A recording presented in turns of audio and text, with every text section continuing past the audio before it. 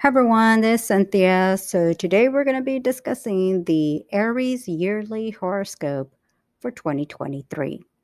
So let's get started. Now, there's definitely going to be a lot going on for the year. Now, I do want to begin with just some of the major planets here and some of the things that we're going to be dealing with. Now, I did bring up how we were going to be starting to change planets on Pluto, Saturn, and Jupiter are going to be the big ones. So, first with Pluto, we have been in Capricorn for over 10 years. I almost want to say almost like 14 years. But we're going to be then moving into Aquarius. And Aquarius is now going to be the sign of independence. And in 2023, it will be in Aquarius for a short period of time, only for about 4 months. It's going to then retrograde back into Capricorn. And then when it moves forward, 2024 will be Pluto in Aquarius. So that's going to be one of the big things. So when Pluto has been in Capricorn, it's been in your career house. Now that it's going to be moving into Aquarius, it's going to be now moving into your 11th house. The 11th house represents friendships, groups, organizations, community. I've actually noticed when people are having Pluto in the 10th house, but more so Pluto in the 11th house, people get more involved in politics. Doesn't necessarily mean you become a politician. Maybe you become more involved in the political field or what's going on in politics. Sometimes it could just be something as simple as that. Um, but I definitely noticed that tends to be going on, little things like that. Now, when we deal with also Pluto in the 11th house, this could also be a time where when we're dealing with friendships, I've seen friendships come to an end when Pluto is in the 11th house. We also change the people we're surrounded by when we have Pluto in the 11th house. This could be whether you are in your younger years, whether you are in your older years. That may be the group of friends will end up changing. Maybe you find yourself in a different environment of friends or a different type of friends. Sometimes it could just be a different type of support system. So, in a support system, could be maybe if, for instance, you're getting into a type of business venture, a different type of craft or hobby. So, the people that you're around are because they're also involved in that craft or hobby or that business type of venture that some of your friends, even though you might still keep in contact with them, you're just not involved or around them as much because this new group over here is more aligned with where you're at in your life at the moment. So, Pluto in the 11th house. So, you're going to have Pluto in the 10th house all the way to March 23rd. Then Pluto moves into your 11th house from March 24th through June 12th. Then it retrogrades back into your career house. And then, like I was saying, in 2024, goes back into your 11th house. So there's going to be a few things going on with that at that time. Like I said, in the 11th house, just know certain things start to change. It's definitely going to give you a little hint, maybe what you can start expecting in 2024. Now, Saturn is currently in your 11th house and will be there all the way to March 7th before it moves into your 12th house. That would be starting March 8th, pretty much for the rest of the year. Okay, so Mars in the 12th house. The best way I could describe Mars in the 12th house is always having this anxiety or fear of the worst is yet to come. I hate to describe it that way, but that is the best way I can describe it because that is the common denominator that I've seen with Saturn in the 12th house. Doesn't necessarily mean something bad is going to happen, but there's always this inner fear, anxiety that something bad's going to happen. So you may find yourself building a bigger nest egg, saving for finances for the future. One of the other things, because the 12th house kind of relates to death or the ending of something, that you may even start to focus on like planning a will or trust, thinking more about those kinds of future things. Um, I mean, this could also bring about the ending of a relationship. The ending, one of the things that I've even noticed with Saturn in the 12th house is sometimes like the ending of like a place of living. If you were like living in one area and because you had to relocate for a job, it pulls you away from that city or that state, especially if it was a place you've been living in for many years. So there could be some changes in the sense of what you have been so used to for the longest time. And now things have kind of come to an end and starting a new chapter in your life where you're moving on. And again, like I said, moving on could be moving on from an area, a city, a town, a relationship. Um, because of the fact that you may have this feeling of, like I said, the worst is yet to come kind of feeling. On one end, like I said, it could put you in a situation to think more about the future, and it can easily help you to be planning and organizing more for the future. So, Saturn in your 12th house, like I said, will enter on March 8th, and then for the rest of the year of 2023. And then it'll continue also into 2024 in your 12th house. This could also be a time where you have to go to the hospital, take care of any medical issues, take care of any health related issues. This could involve maybe possibly a surgery. Doesn't necessarily mean that's going to happen. I've had Saturn in the 12th house myself, and I never went to have a surgery or anything like that. This could just relate to just finally going to the doctor, getting some medical attention, maybe taking a medical exam or test, maybe things you've been neglecting. And now it's time for you to take care of your health and well being. Your health and well being can also be mentally, not just physically, but mentally. I've seen where people go and get therapy or counseling during this time. And this is part of the getting rid of, discarding the old, getting rid of what is unhealthy. And this could be, like I said, on a mental, psychological, emotional level. So this will continue on, like I said, from March 8th to the end of 2023 and into 2024. Now, on a positive, Jupiter will be entering your second house of earned income. Um, it has been in your sign of Aries pretty much for most of 2022. And then now, as we're entering 2023, it will continue to be in your sign all the way through May 16th. Then from May 17th through the end of 2023, it will enter your second house of earned income. So, your second house of earned income is what I would call Jupiter giving you money, Jupiter giving you opportunities to make more money. This could be a raise, a promotion, advancement. This could be maybe opportunities where you are thinking to build more financially, start a business venture, a side venture. The only thing that I would say is you want to be careful is that could also make you too confident with your finances.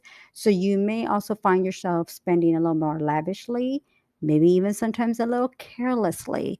So you definitely want to be careful with that. I have noticed when Jupiter is in the second house that it makes it easier for jobs or to get a job, um, even through connections. That's one thing that I have noticed is that when a Jupiter is in the second house, it kind of makes it seem that Job opportunities seem to come more easier. Like I said, not just applying for a job, but also job connections, like someone actually helping you to get a job. Uh, whether the connections are referrals, a friend, a coworker, somebody that you know, family member that helps you get a job. So it can easily come in that way. But financially, I would say it's a really, really good time for more money opportunities, to build more financial opportunities, to build more financial security. And like I said, that will begin from March 17th through the end of 2023 and obviously going into 2024. So that's something definitely you're going to really be looking forward to. So now that we dealt with Jupiter, like I said, being in your second house from May 17th through the end of the year, you're also going to be having Uranus in your second house throughout the year.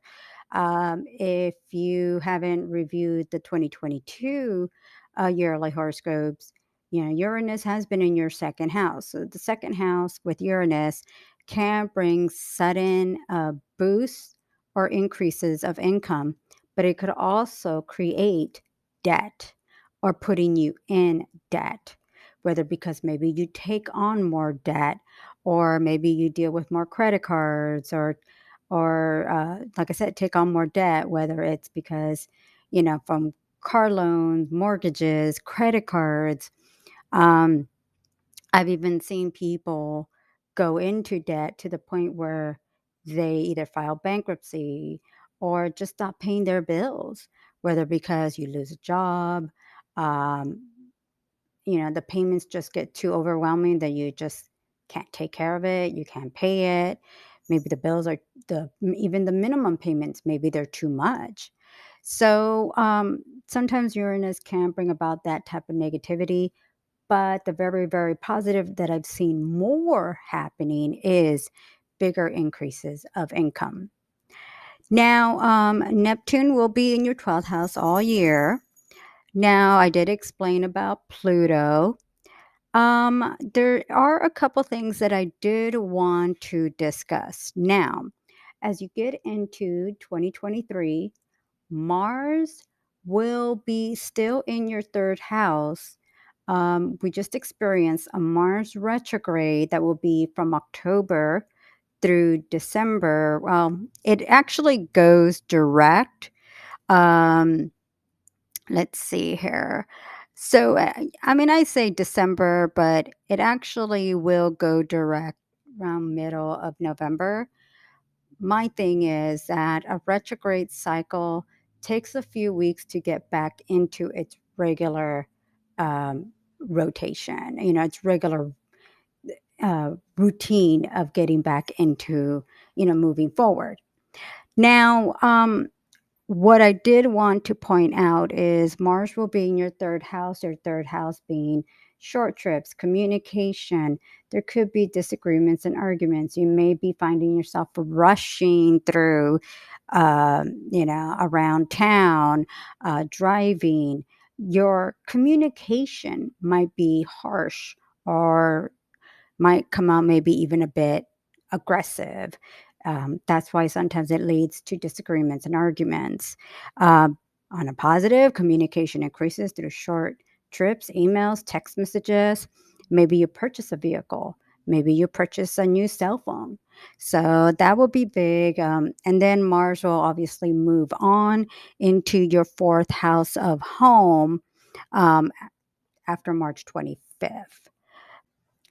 So, the big event that I do want to discuss is that Venus will be in your fifth house from June 6th through October 9th.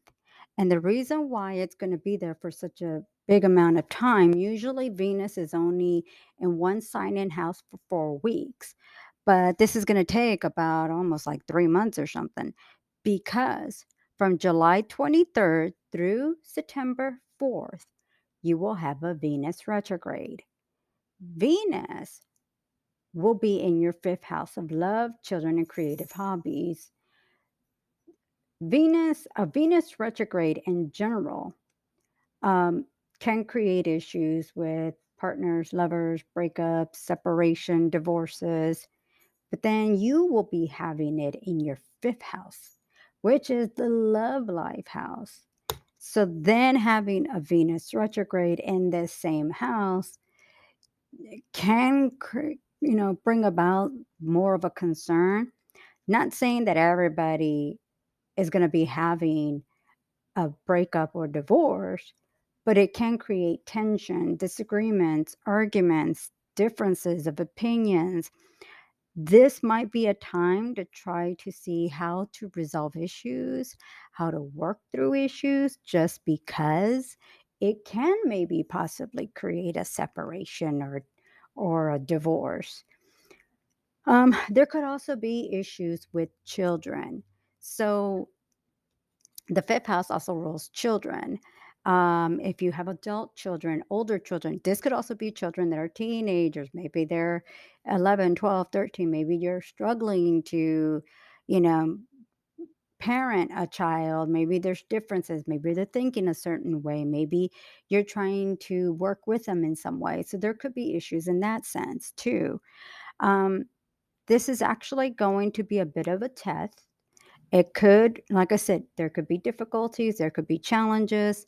Now, I do have a Venus retrograde article on my website that you can read to kind of get more detailed about the Venus retrograde just in general.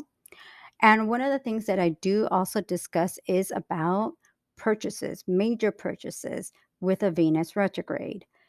Besides the love life situation or about partnerships and relationships, Venus also rules, our what we believe as in an investment, whether the investment is a vehicle, a home. And I always tell everyone, if you're going to run into a Venus retrograde, try to do your best not to purchase a vehicle during a Venus retrograde. I've seen way too many examples of running into a lemon during a Venus retrograde or having bigger issues with a vehicle afterwards. Now, for some people, it might be difficult. Maybe their car breaks down. Maybe you get into an accident, it gets totaled, you have to go get a car. Some things are just you can't avoid it. And maybe in that way, as bad as it sounds, maybe having to go get another vehicle is because one broke down or something happened and you need to now make an investment of getting a vehicle. That I can understand. Your goal is probably to just make sure that if you get, for instance, like a used vehicle, that you are double checking to make sure, everything is more current, that any kind of issues might be taken care of before making the purchase. So that's something maybe to be aware of.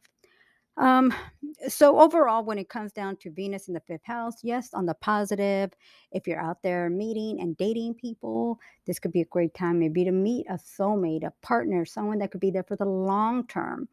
Um, you will actually also enjoy being more social, more outgoing, getting out, going to bars, clubs, movies, music, concerts. So there'll be a lot going on there that will be very, very positive. Then there's that little part that might be just a little bit negative. And that part would just be, like I said, could be the issue of a breakup, maybe issues of connecting with somebody, and this even includes children. So just kind of maybe be aware of situations that might come about from that. So, again, so Venus in your fifth house, just in general, will be there from June 6th through October 9th. But the Venus retrograde will be there from July 23rd through September 4th. So that's the only little part. And as we get more into the year, I'll be discussing more about it. So if, like I said, you could always check out the Venus retrograde article that I have. But if you are wondering, should I have something to worry about? I can't say to worry about it. I always just put out there, I've seen any kind of breakup during a Venus retrograde is because there was already issues prior to a Venus retrograde hitting. So this isn't like the Venus retrograde made a breakup. The issues and the problems were there previous. Um, so, if anything, I would say if you are running into any issues, problems, disagreements, arguments, maybe the goal is try to work on it now, um, before Venus retrograde hit. If a Venus retrograde hits and it creates a divorce, breakup, separation, bigger problems to lead to a breakup, that means that the issues were already previously there, and the retrograde just heightened everything and created the end of a relationship. So that's maybe just the only little warning that I would put out there for that part, if even something like that was to even occur. So that's going to be one of the big things to just kind of monitor for 2023. I know there's definitely going to be, more going on with all that I will be discussing as we get into the year, and but just some things to be aware of. So we're going to be having 4 eclipses throughout the year. Now, the first eclipse that you will be running into will actually be in your own sign and house, and this will be on April 20th. So that eclipse will be a new moon solar eclipse. The energy of a solar eclipse lasts 6 months. Now, it's definitely going to be in your sign and house. And what I like is it'll definitely bring about opportunities of long term opportunities, but it also is an indication of some kind of change. And I feel a big part of it will come more internally and even maybe on a health related uh, process and your health and well being. And this could be a time of getting rid of, discarding, maybe even letting go of the past or getting rid of what you don't need in your life. Now, this could actually bring about a time of your own personal changes, whether your own personal changes are, like I said, on a physical level, on an emotional, psychological level.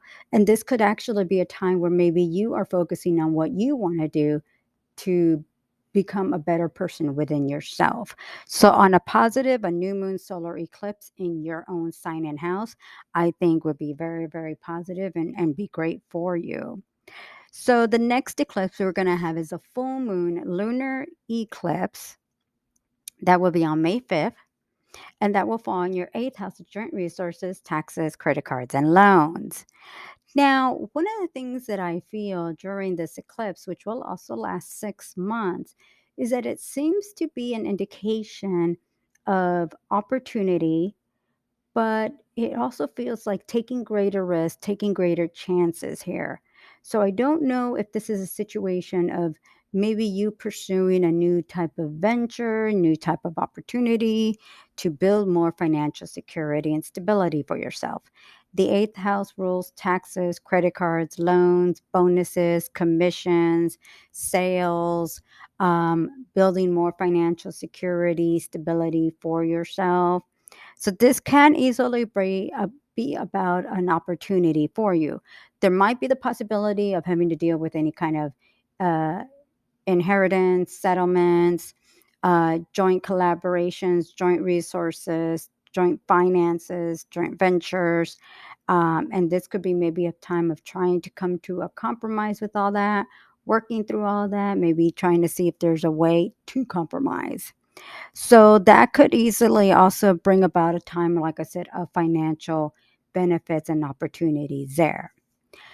On October 14th, you're actually going to have a new moon solar eclipse in your partnership house. So we're slowly starting a series of new eclipses. We're going from Taurus and Scorpio to Aries and Libra. Great for you because Libra is in your partnership house. This is a time of the next 6 months that could possibly bring a serious committed partner, long term partner for you. This could actually be somebody that could be one day you get engaged, get married, settle down with. This could also be a partnership type of uh, connection, like for business. Maybe you work closely with this person. Doesn't have to be on a business level, but this could be clientele, client, customer base. Maybe you work with someone along in a project, whether the project is for your career, maybe something personal. I've also seen it a lot of times. For instance, if you're going through any kind of therapy or counseling, even though that's not a partner, what we think of on a personal level, but this could be a partner as in working alongside with someone to help you grow as a person. So you don't have to be dealing with somebody on an intimate level. This could be, like I said, look at with joint resources, a joint venture, and that's on a professional level. This could also work on a more personal level, but within for yourself, like counseling, therapist, life coach, um, somebody that you feel you want to work with to help yourself to gain a support system. Maybe you're also working with someone who might be a mentor or guide. So then the final eclipse, which will be a full moon lunar eclipse, that will be on October 28th, and it will be on your second house of earned income. So you're going to have Mars, Jupiter, Uranus, all in your second house. And then a a lunar eclipse in your second house. I feel a lot of times when we think lunar eclipse, it's like, oh my God, something bad. But like I said, you have Mars. Um, Mars will be supporting it, but not in your second house. Mars will be in your eighth house, but Jupiter will be in your second house, financial houses. And then Uranus will also be in your second house. So all of this energy is just going to signify financial opportunities, financial benefits. Every eclipse lasts 6 months. So having a full moon lunar eclipse in your second house on October 28th, and for the next 6 months after that, I feel the next 6 months is a very positive time for finances, financial opportunities, more money, more stability, more security. If you are looking to find ways to bring in more money, build more security, definitely keep an eye as we get closer to October 28th. I do want to point out, keep an eye 30 days before this eclipse, so which would be about September 27th, 28th. Then, as you lead into October 28th, then all the way the next 6 months after that, I feel the energy starts to build up as you get closer to that eclipse and then into the new year of 2024. Keep an eye during that time. I feel that will actually open up greater opportunities, more money, more opportunities to build more financial security, stability that I think will work out very, very positive for you. That I think is going to be great time, great opportunity. And I feel it should open up great opportunities, like I said, to build greater financial stability for yourself. So I did find some love and relationship dates for you to keep an eye out. Now, obviously, throughout the year, I'll be giving you many more love and relationship dates. But right now, there's certain dates that I just want to put out there for you to keep an eye out. You can mark them down, or you can just kind of keep an eye out for them here in the year. Now, obviously, we are going to be dealing with that Venus retrograde. That will be from July 23rd through September 4th. So one day that I did want to point out, actually, as we get into the new year, will be December 31st of 2022, but January 1st, 2023. Now, that's going to be a time where I feel that it will relate to your career, but I also feel that it easily will also affect love and relationships. So I don't know exactly what will be going on there, but definitely keep an eye on that day. Also keep an eye on January 9th, let me see, January 9th, February 4th, February 19th, April 11th. April 11th seems to be pretty significant there. That's going to be a very interesting day. I want to relate it to also financially, but it just kind of stands out also for your love life. So that'll be a day that I would say to keep an eye out for. You're also going to be having Pluto starting to creep into your 11th house, which is going to be your social house. This is actually going to be a very, very positive time of building connections and new relationships. Now, I did want to point out for career and finances. So, career and finances, remember that January 1st date that I gave you. Also, keep an eye on January 5th. It's very significant for finances, financial opportunities. Maybe there's a new job offer or an opportunity to make more money. Definitely also keep an eye on January 8th. I would say that time from the 5th through the 8th of January seem to be a significant time. So keep an eye during that week or those few days. January 18th, another career date. May 9th, May 16th. Now remember, we are starting to go into, starting on May 16th, Jupiter in your second house. So significant career dates. With especially in relation to Jupiter that are going to be very significant for finances. August 1st, August 16th, um, August, okay, so August 1st and August 16th. Now, career and finances, August 24th, September 15th, and October 21st. So that is going to be a very significant time. Financially, I think for career, you got a lot more going on than the love life. I think the only little concern that I have with the love life is because of the Venus retrograde.